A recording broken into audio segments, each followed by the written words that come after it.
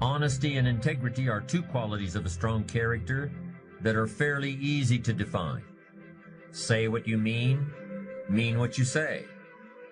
Do what you say you are going to do when you say you're going to do it. That's integrity. A clear correspondence between words and deeds. Don't lie, tell the truth. That's honesty. Despite the fact that these are some of the clearest, most easily recognized elements of strong character, in the real world, they're also some of the most difficult to find. It seems it's always been that way. In ancient Greece, the philosopher Demosthenes went searching for an honest man, and he never found one. I've been fortunate. I think I've known a great many honest people, but if I measured that number up against all the less than ethical people I've encountered, I guess I'd have to admit that even in my experience, honesty and integrity are rather rare. Why is that? I hope to provide some answers. I want to start talking about honesty by looking at the exact opposite of honest behavior. There was a time when telling a lie was very serious business. I'm speaking now of the days before lawsuits and legally enforceable contracts. In those days, lying was a very serious matter. It was also very serious if you accused someone of lying. Today, a breach of integrity in a business matter might mean calling in the lawyers. But for hundreds of years in the past, calling someone a liar was the most common way to provoke a duel. At first with swords, later with pistols. Dishonesty was treated like a personal insult that demanded immediate redress. Everyone knew the big problems that could result if you got caught, so lying to another person took a certain amount of, what's the right word, foolish bravery maybe. But there's no such risk today, is there? Some people lie all the time without thinking about it. Most people know when they're being lied to, which they may find irritating, but they just accept it. Maybe they decide to become liars themselves. In any case, very few duels are being fought. To explain this, I think we can make a comparison between how some people today feel about lying and how they feel about money. It used to be you either had money or you didn't. When you bought something and the bill came, you had to pay it, or there was an immediate problem. There were only two alternatives. You took care of your debts, or you were a thief. Some people would literally take their own lives if they couldn't honor their debts. I'm sure we agree that's not exactly true any longer. Many people don't feel the same kind of personal responsibility about paying debts promptly. And today, of course, we can put off paying for our purchases as long as we can make the minimum payment on our credit card. That pain that comes with having to shell out hard cash for something, the pain of maybe having to give something up in order to have this thing, we can avoid that pain. We can put it off indefinitely as plastic debt. Of course, there's going to be a high rate of interest on that debt, and the balance due can quickly mount up. But most people don't even think about that. It's a price they're willing to pay in order to have exactly what they want right now. There are many situations where it's painful to tell the truth. It's painful in just the same way that paying a big fat bill is painful. If you've done something that you're really not proud of and you're called to account for it, well, what does that feel like? How do you handle it? What are your options when you've got to explain something that makes you uncomfortable? Well, it's a bit like that moment of decision when the credit card bill comes every month.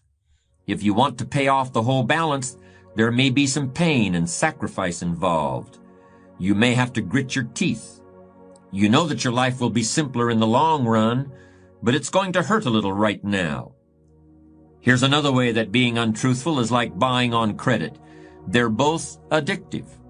At first, they both go down so easy, and they leave you wanting more. Any addictive behavior offers a simple, short-term escape from a problem. But that escape becomes more and more complicated as time goes on. Lying can get extremely complicated. You've really got to have an outstanding memory to be a good liar, because you're always having to create more lies that are consistent with the one you told in the first place.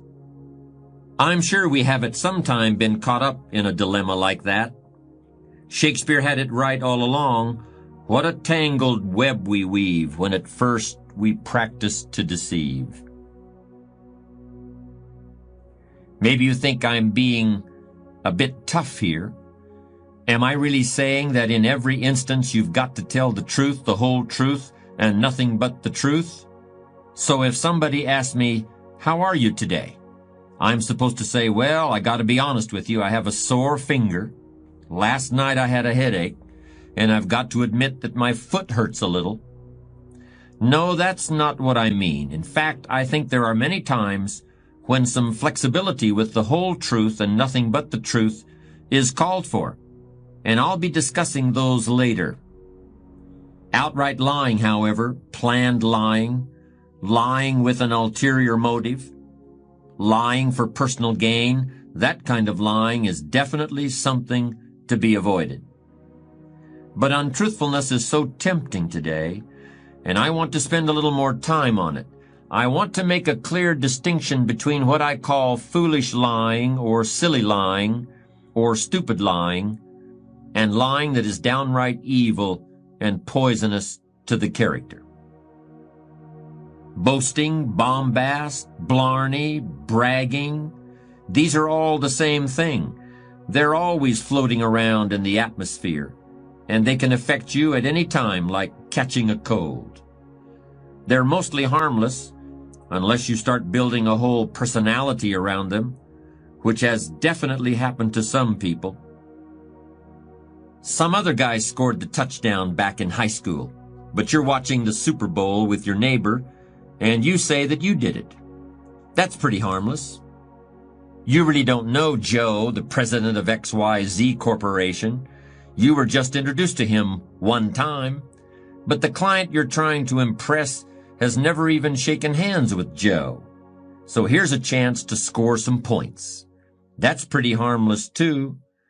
You're not really the creative director of your ad agency, you're the copywriter. I should mention that there's such a thing as boasting in reverse too. People who flaunt their frugality, people who poor-mouth, people who are oppressively ostentatious in their lack of ostentation. This is actually becoming a bit more common. Keep an eye out for it. All of this is childish trash talk, and it's usually spontaneous. It comes from succumbing to a moment of social pressure. It's not the kind of behavior that defines strong character, but even strong characters have been known to indulge in it. In any case, this kind of bragging and blarney should be distinguished from what I consider real lying. Real lying isn't like putting bills on the credit card. Real lying is like theft. In my opinion, a key element in this kind of real lying is the presence of planning and premeditation.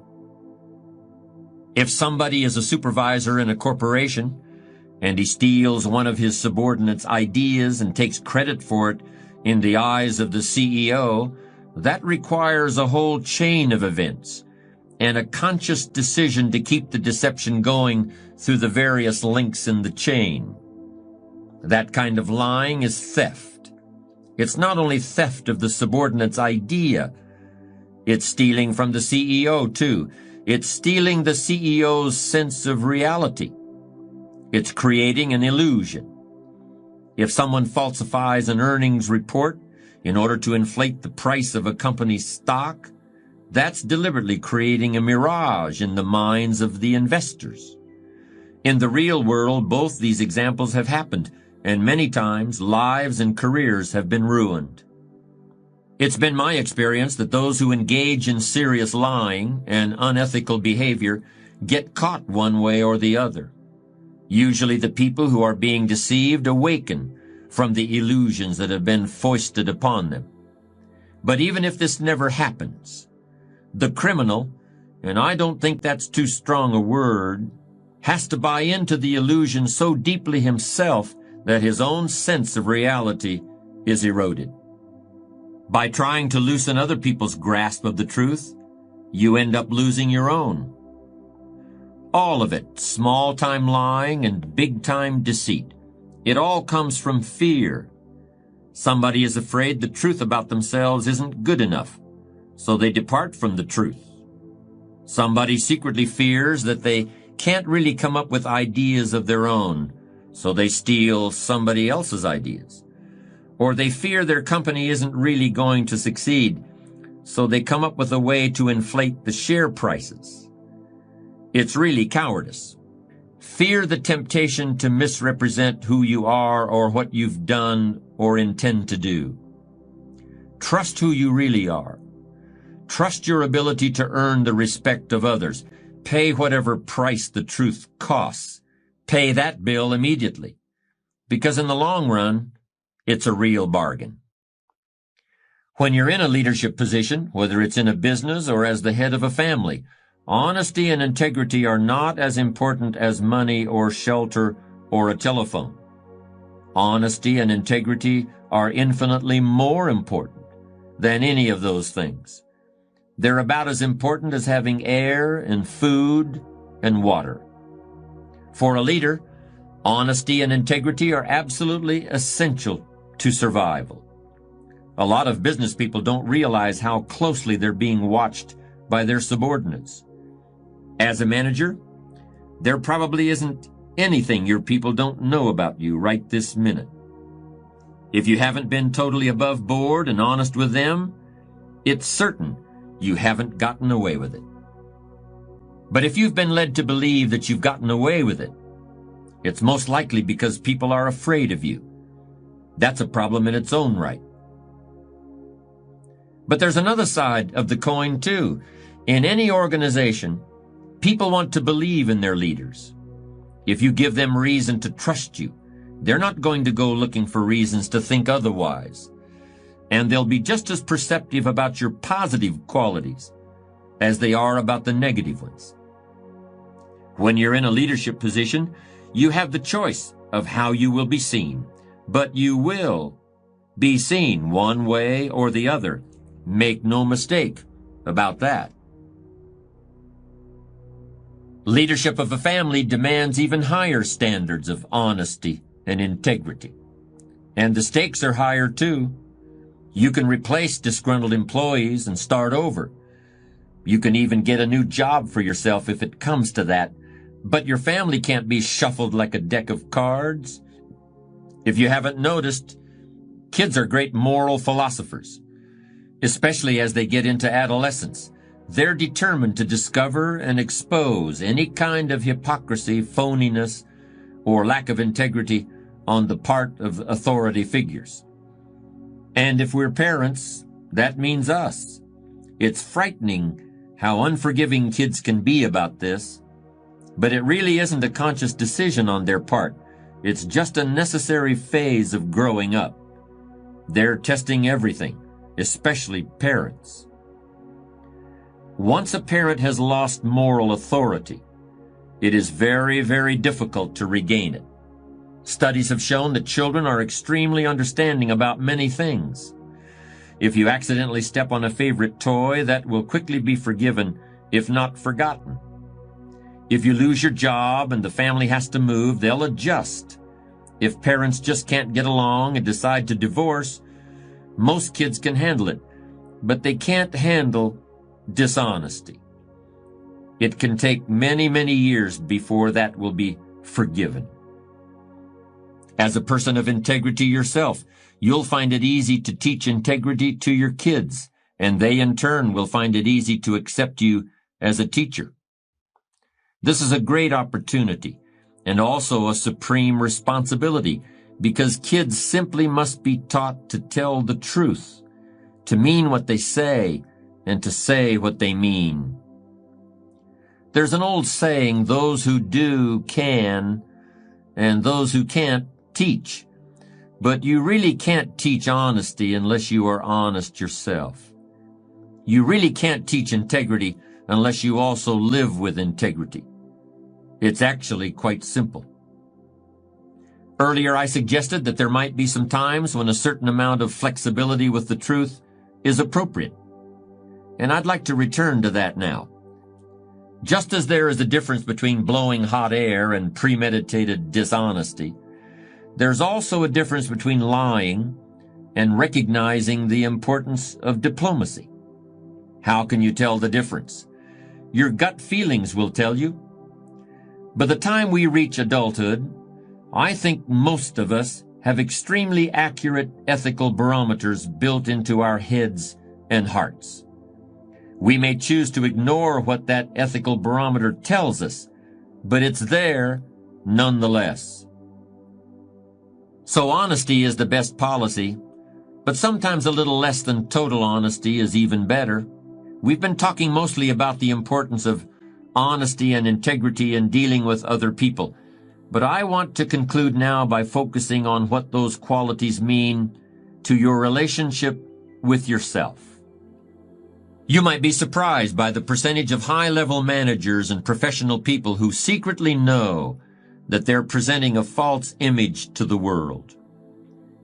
The need to keep up appearances, the competition with peers, the pressure to make every year better than the last one, all this can make it very tempting to put on a mask.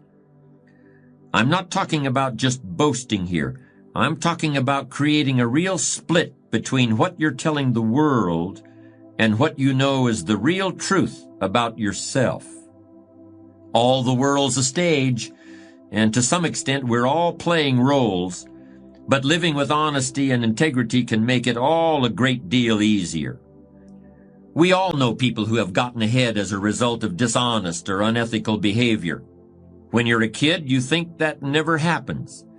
But when you get older, you realize that it does. Then you think you've really wised up, but that's not the end of it. When you get older, you see the long-term consequences of dishonest gain, and you realize that it doesn't pay in the end. I've seen people who have made millions with questionable business tactics, and I've also seen a higher percentage of health problems among those people than any insurance actuary could possibly account for. I've seen people who decided to sell out their friends or their business partners in order to cash a big check, and those people wind up looking 20 years older than their age.